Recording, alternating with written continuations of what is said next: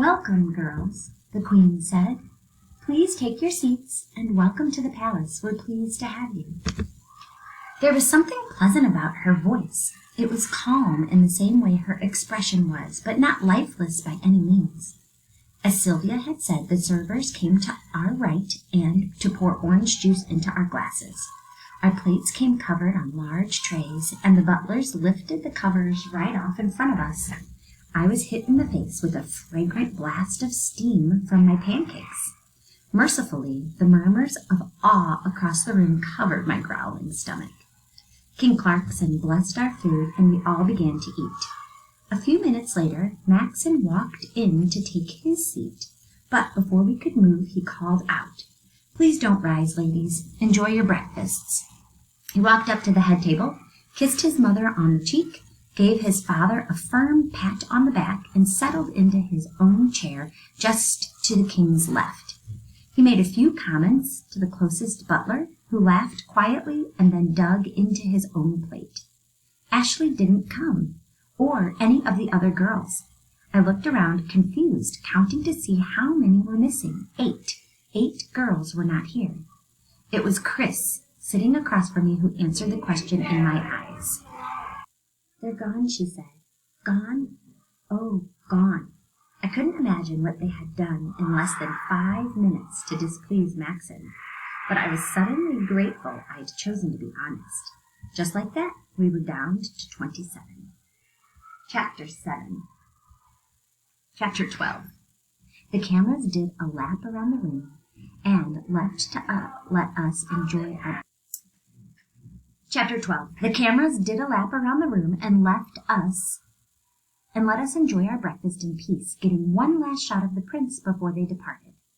I was a little thrown off by the sudden elimination, but Maxon didn't seem too distressed.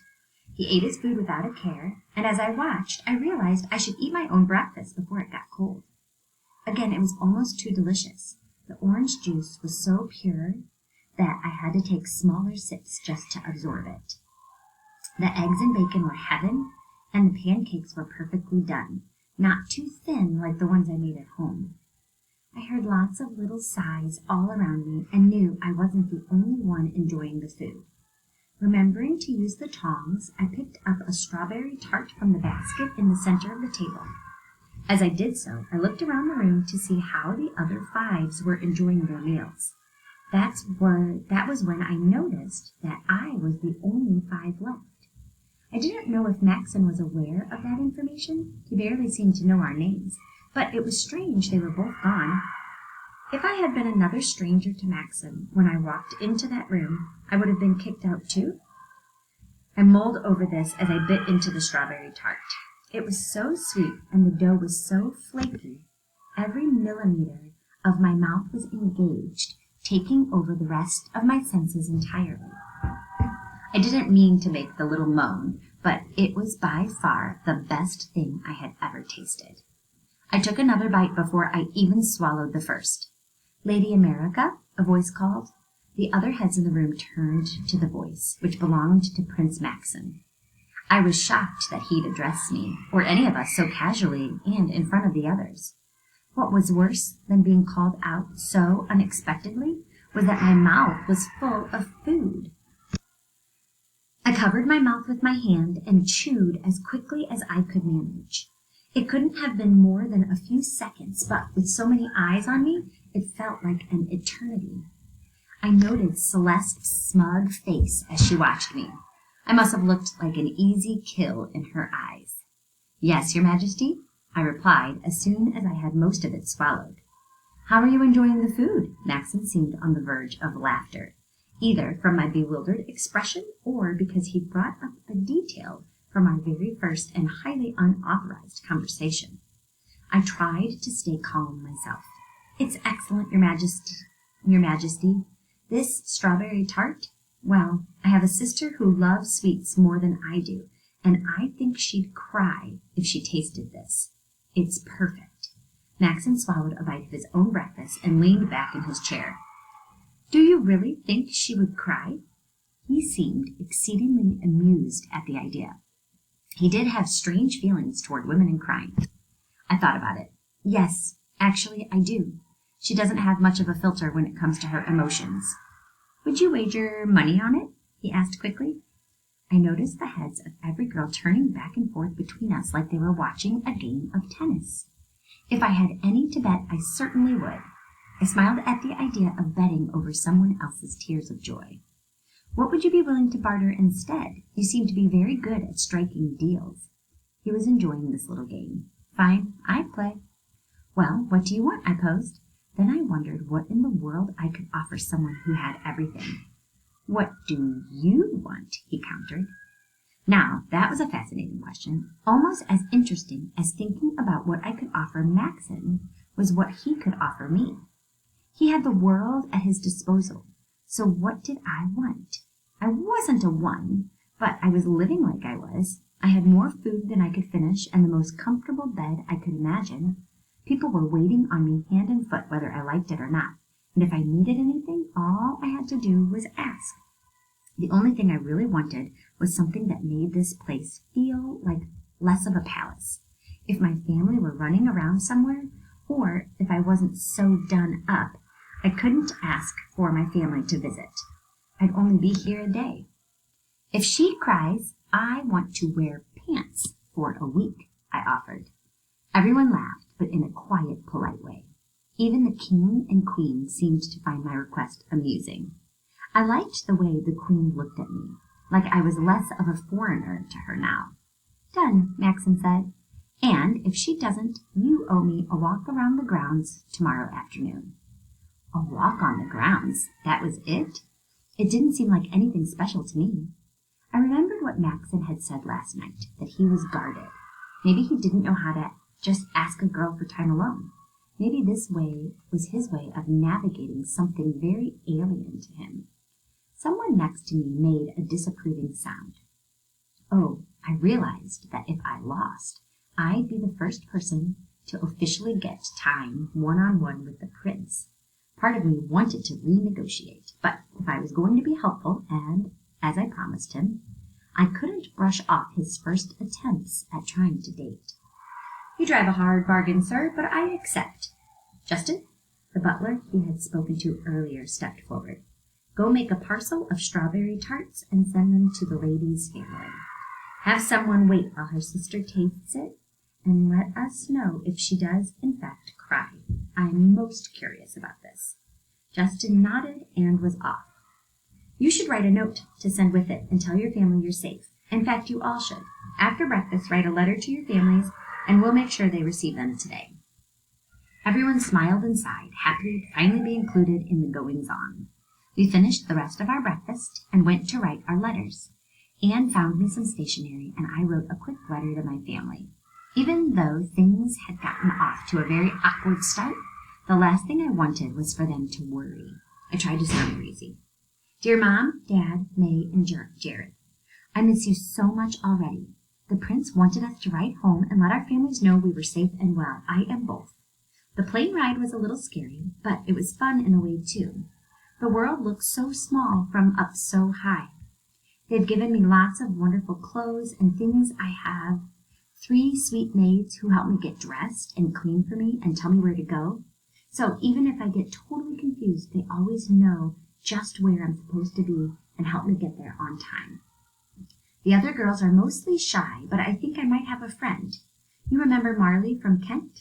I met her on the way over to Angelus. She's very bright and friendly. If I have to come home any time soon, I'm hoping she makes it to the end. I have met the prince, the king and queen too. They're even more regal in person. I haven't spoken to them yet, but I did talk to Prince Maxon. He's a surprisingly generous person, I think. I have to go, but I love you and miss you. I'll write again as soon as I can. Love, America. I didn't think there was anything shocking in there, but I could have been wrong. I was imagining May reading it over and over again, finding hidden details about my life in the words. I wondered if she'd read this before she ate pastries. May, don't these strawberry tarts just make you want to cry? There, that was the best I could do. Apparently it wasn't good enough. A butler knocked on my door that evening with an envelope from my family and an update. She didn't cry, miss. She said they were so good she could have, as you suggested, but she did not actually cry. His Majesty will come and get you from your room around 5 tomorrow. Please be ready. I wasn't so upset about losing, but I seriously would have enjoyed the pants. At least, if I couldn't have that, I had letters. I realized that this was the first time I'd been parted from my family for more than a few hours. We weren't wealthy enough to go on trips, and since I didn't really have friends growing up, I'd never even spent the night away. If only there was a way I could get letters every day. I supposed it could be done, but it would have to be so expensive. I read Dad's first. He went on and on about how beautiful I looked on TV and how proud he was of me.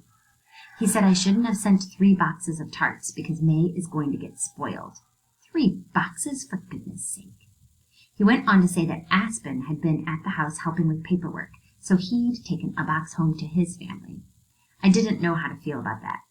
On the one hand, I was glad they would have something so decadent to eat. On the other hand, I just imagined him sharing some with his new girlfriend, someone he could spoil. I wondered if he was jealous of Maxon's gift, or if he was glad to be rid of my attention. I lingered on those lines much longer than I meant to. Dad closed by saying he was pleased I made a friend, said I always was slow in that department. I folded the letter up and ran my finger over his signature on the outside. I'd never noticed how funny he signed his name before. Jared's letter was short and to the point. He missed me, he loved me, and please send more food. I laughed out loud at that one. Mom was bossy. Even in print, I could hear her tone, smugly congratulating me on already earning the princess's affections. She had been informed that I was the only one to get gifts to send home, and telling me firmly to keep up whatever I was doing. Yeah, Mom, I'll just keep telling the prince that he has absolutely no shot with me and offending him as often as I can. Great plan. I was glad I'd saved May's for last. Her letter was absolutely giddy. She admitted how jealous she was that I was eating like that all the time. She also complained that Mom was bossing her around more. I knew how that felt. The rest was a barrage of questions. Was Maxon as cute in person as he was on TV? What was I wearing now? Could she come and visit the palace? Did Maxon have a secret brother who would be willing to marry her one day? I giggled and embraced my collection of letters. I'd have to make the effort to write back soon. There had to be a telephone around here somewhere, but so far no one had made us aware of it. Even if I had one in my room, it would probably be overkill to call home daily. Besides these letters, which would be fun to hold on to, proof I'd really been here was this whole place would be a memory. I went to bed with the comforting knowledge that my family was doing well, and that warmth lulled me into a sound sleep that was only hitched by a twinge of nerves at being alone with Maxon again. I couldn't quite pin down the reason, but I hoped it was all for nothing.